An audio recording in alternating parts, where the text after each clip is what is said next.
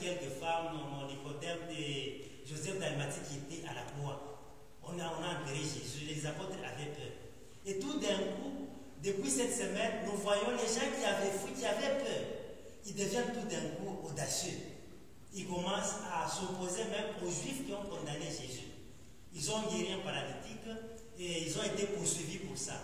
Et dans la première lecture, on a appelé Jean et Pierre pour leur dire, voilà, il ne faut pas citer le nom de Jésus.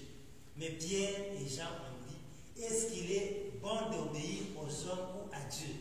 Quant à nous, donc Jean et Pierre, nous allons obéir à Dieu. Donc ils ont eu une force grâce à la résurrection de Jésus-Christ. Peut-être nous sommes tous baptisés et nous croyons en Jésus. Et si nous croyons en Jésus, sachant que Jésus va nous donner la force de pouvoir résister devant n'importe quelle situation. Il va nous donner la force de pouvoir donner la vie partout où nous pouvons être. Mais parfois, puisque nous n'avons pas assez de foi, nous ne croyons pas en Dieu, nous n'obéissons pas à Dieu, nous obéissons à nous-mêmes. Bien nous obéissons aux hommes, nous n'avons pas cette force-là de pouvoir transformer notre vie, de pouvoir transformer notre entourage. Nous allons donc prier tout au long de cette messe pour chacun d'entre nous, pour que nous puissions croire en Jésus. Il est vivant, il est ressuscité. Et en le suivant, il va nous donner la vie. Et cette vie en abondance. Et nous devons nous poser, chacun doit se poser la question de savoir, j'obéis à qui? Est-ce que j'obéis à mon Dieu, ou j'obéis à moi-même, ou j'obéis aux hommes? C'est la façon dont nous vivons, la façon dont chacun vit, qui pourra donner la réponse à cette question. Si j'obéis aux hommes, je plais aux hommes, mais je ne voudrais pas et je n'obéis pas à Dieu, il n'est jamais trop tard pour Dieu. On peut toujours se convertir et Dieu nous attend pour nous donner cette vie-là. Et nous allons prier aussi pour Papa Lazare Mona qui nous a quittés. Et parfois nous pleurons et quand quelqu'un disparaît, surtout quand c'est un parent, c'est bien, nous devons pleurer.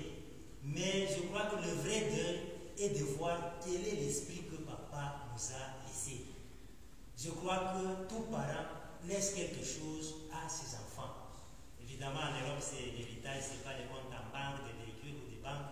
Mais je crois qu'en Afrique, la première chose que le parent laisse aux enfants, c'est l'esprit de fraternité. Comment vivre en famille. Les parents cherchent à ce que les enfants, après leur mort, puissent vivre unis, puissent être ensemble, puissent se soutenir mutuellement. Mais quand nous regardons aujourd'hui, avec la mondialisation, nous allons nous rendre compte que chacun vit pour soi-même. Même si on est en famille, bon, non, tu payes ailleurs, non, ici c'est en Europe, mais je crois qu'on doit garder cet esprit-là de solidarité familiale, de fraternité familiale. Et puis on doit voir aussi que les parents qui nous ont donné la vie, et nous devons aussi propager cette vie que les parents nous ont donnée. Voilà, nous allons prier pour lui. S'il a offensé les hommes qui sont restés sur terre, que ces hommes puissent lui pardonner.